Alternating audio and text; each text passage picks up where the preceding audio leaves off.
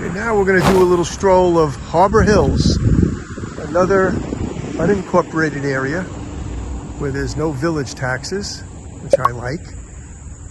And you can see they don't want you to park pretty much anywhere on this area. So we'll take a little stroll, nice little entrance area into the area.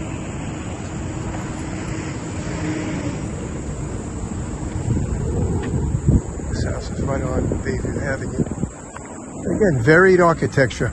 That's why I'm showing a little bit of all the villages, so you get a feel as to which one you might want to choose if you decide that you want to move to Great Neck. And here's some of the streets. Here are all the streets, actually.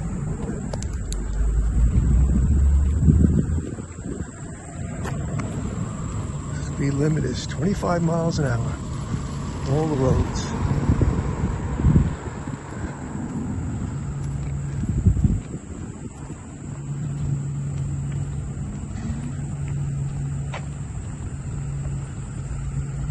And a lot of these colonials are, you know, the older ones in the 30s and the 40s, some Tudors over there. Center Hall Colonial. Here's another Tudor home. Oh, it could be Center Hall Colonial. Tudors usually have those slots.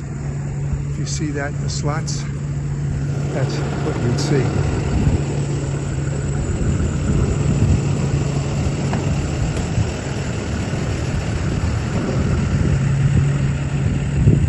And at the end of this road,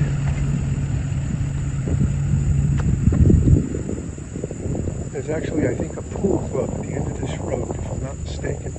But I could be mistaken. These are classic colonials. Very similar builder. You know, in the 20s and 30s, you had so many different builders that built around here. But they built structures that you can only wish for today if you have a blank check. You want to duplicate some of these old houses that have slate roofs, which last about 70 years. But there's nothing like a brick and stone house. I know when I went to Europe a few years ago, I went to Spain, Madrid, Spain, and there were buildings there that were 800 years old. You rarely see architecture in the United States that's even 250 years old. So for some reason, they know how to keep buildings going longer than this country's been in existence. So maybe we need to learn how to do that also. Or maybe when we get that old, we'll have places that are that 500, 600, 700 years old. And see, these are all classic. Stonework is exceptional. You just don't get houses today like this. Well, you can if you have the money. But generally, not everybody has this kind of money. Look at this Japanese maple. How beautiful that is.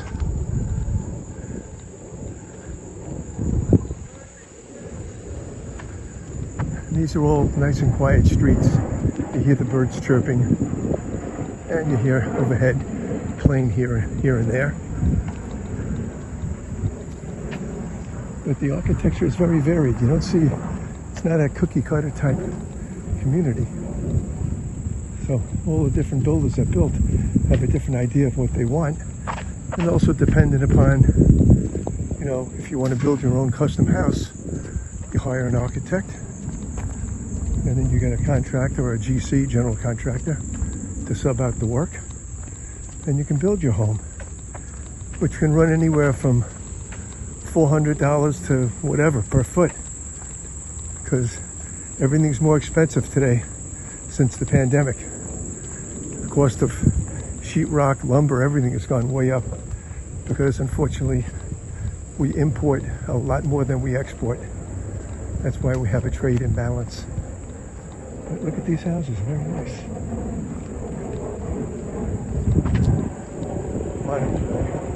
I don't see as many contemporary houses, although there's some there in the distance. But you see some of the old classic colonials here. But when we left Saddle Rock, you saw a lot more modern houses. I guess that's what people want. That's what democracy is all about. Of that we still have. Who knows what's going to go on in the future? They may tell us the type of house we have to build. You never know. But hopefully not. Hopefully not. I'm just doing a short stroll down this area. Well, these people must have a sprinkler system. Lawned very green. There's a nice center hall colonial up there.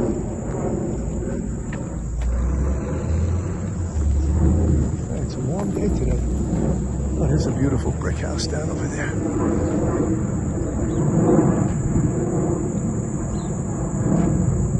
Very nice. There's a nice stone house.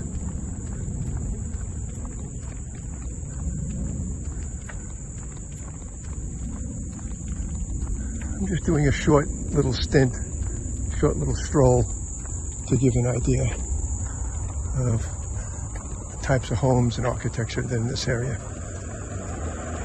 So it gives you a good feel if you like the area, if you might want to move to Harbor Hills.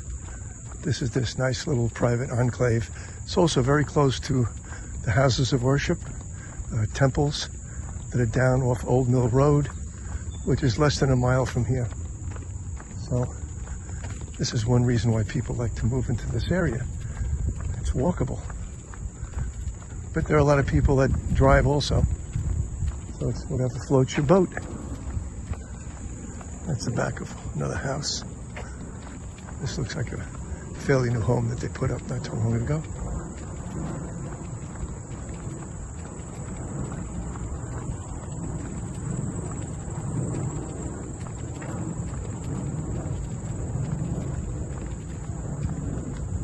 There's a Georgian colonial.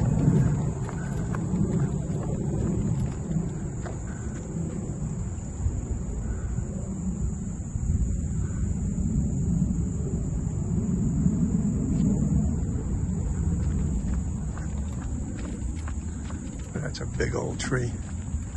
Looks like it's on its way out, unfortunately. It's got to be at least 150 years old. Yeah. One tree dies, another one comes up.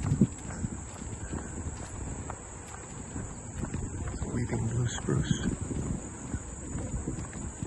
We made a full circle.